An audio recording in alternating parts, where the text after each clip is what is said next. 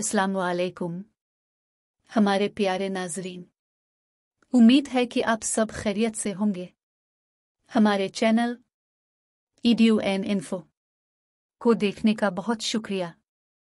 हम आपके लिए बेहतरीन इखलाकी कहानियाँ, इस्लामी कहानियाँ और मज़ाहिया कहानियाँ लेकर आए हैं। अच्छी अच्छी कहानियाँ देखते रहने के लिए हमारे चैनल को सब्सक्राइब करें ताकि हमारी नई कहानियाँ सबसे पहले आप तक पहुँचें। हमारे चैनल को लाइक और सब्सक्राइब करें, शुक्रिया। अब चलते हैं अपनी कहानी की तरफ। गुजरे वक्तों की बात है, किसी इलाके में अब्दुर्रहमान नामी एक अमीर आदमी रहा करता था। अमान और सुबहान उसके दो ही बेटे थे। इसने अपनी जिंदगी में खूब मेहनत की थी। बाप दादा की छोड़ी हुई जायदाद को न सिर्फ संभाला बल्कि इसमें इजाफा किया और नेक नामी भी पाई। अपने अच्छे रवैये के बाइस अपने प्राय सब ही इसकी इज्जत करते थे, लेकिन अब्दुर्रहमान की जिंदगी मुख्तसर थी।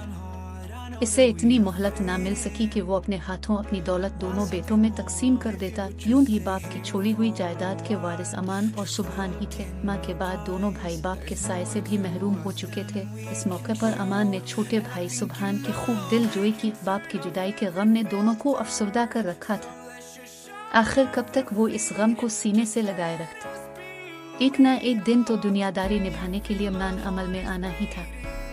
एक दिन सुबहान ने तिजारत की गरज से दूर दराज इलाके के सफर का इरादा किया और अमान के सामने अपनी दिली कैफियत का जिक्र किया तो इसने कहा, तुम्हारी जुदाई मुझे गवारा तो नहीं, लेकिन तुम्हारे अच्छे मुस्तकबिल की खातिर में बर्दाश्त कर लूंगा। अल्लाह तुम्हें सुर्ख राव करे। अमान ने जरा तवक्कुफ के बाद फिर कहा, मैं चाहता हूँ कि इस मौके पर जायदाद का हिसाब किताब कर लिया जाए तो अच्छा है। सुबहान खामोशी से भाई की बात सुन रहा था। पहलू बदलने लगा। भाईजान, इसकी क्या जरूरत है? अब्बा जान के पास जो कुछ भी था अब हमारा ही तो है, फिर हिसाब किताब किया जरूरी है। हर चीज तुम्हारे इल्म में आ जाए तो बेहतर है। अमान ने कहा, जो कुछ नजर आ रहा है सब कुछ वैसा नहीं है मेरे भाई। अमान के लहजे में अफसुर्दगी थी। उसने मजीद कहा, अब्बा जान बहुत मकरूज थे, शायद उन्हीं फिक्रों ने उन्हें वक्त से पहले हमसे छीन लिया। अब्बा जी मकरूज थे? सुबहान हक्का बका रह गया। ये कैसे हो सकता है? वो यकदम बोल अलिफाते। उनके जाने के बाद जब मामलात मेरे हाथ में आए, उनसे पता चला तो मैं भी तुम्हारी तरह हैरान परेशान रह गया था। अमान आहिस्ता से बोला, नहर के किनारे वाला बाग भी कर्ज में है। लेकिन भाई, अब्बा जान को कर्ज की क्या जरूरत थी? सुबहान बेचैन हो गया। सुबहान, मैंने तुम्हें बताया तो है, मैं मामलात देख रहा हूँ। वैसे तुम फिक्र मत करो, मैं सब संभाल लूंगा। भाईजान, अब मैं सोच रहा हूँ कि उन हालात में आपको तन्हा छोड़कर न जाऊं।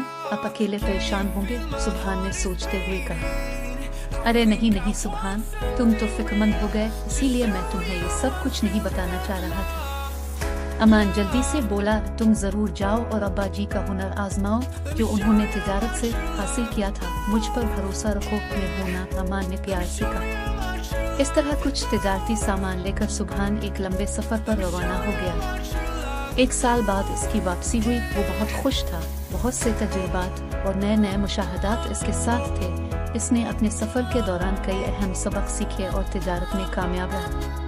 इस दफा वो थोड़े दिन के लिए घर आया था। एक बार फिर वो ताज़ा दम होकर नए सफर के लिए तैयार था। सुबहान, तुम फिर से सफर पर जा रहे हो।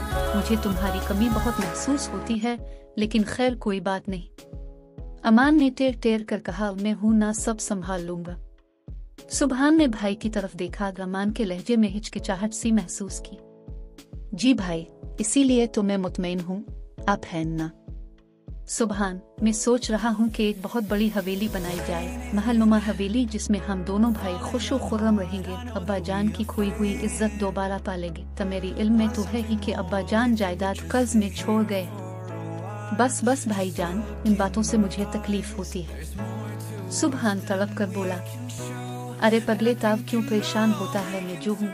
इसीलिए मैंने सोचा है कि एक शानदार सी हवेली बनाई जाए, लेकिन इसके लिए मुझे कुछ सरमाए की जरूरत है।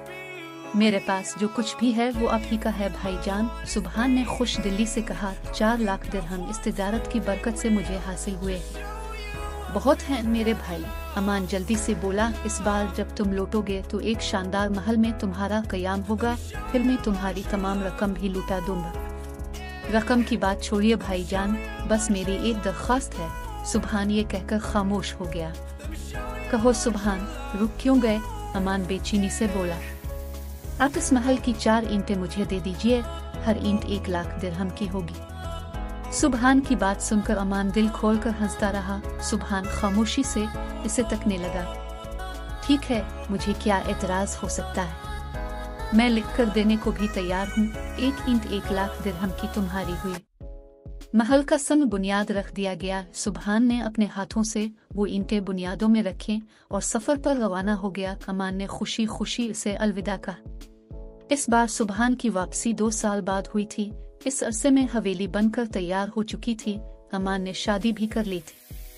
सुभान का कयाम हवेली में था। उसने भाई अमान के रवैये में तब्दीली सी महसूस की। खुद सुभान की हालत भी पहले जैसी न थी। इस बात को अमान ने फौरन ही महसूस कर लिया। अब वो कुछ बेजार सा था। एक दिन सुभान ने अमान से कहा, भाई अब फिर मुझे सफर पर रवाना होना है।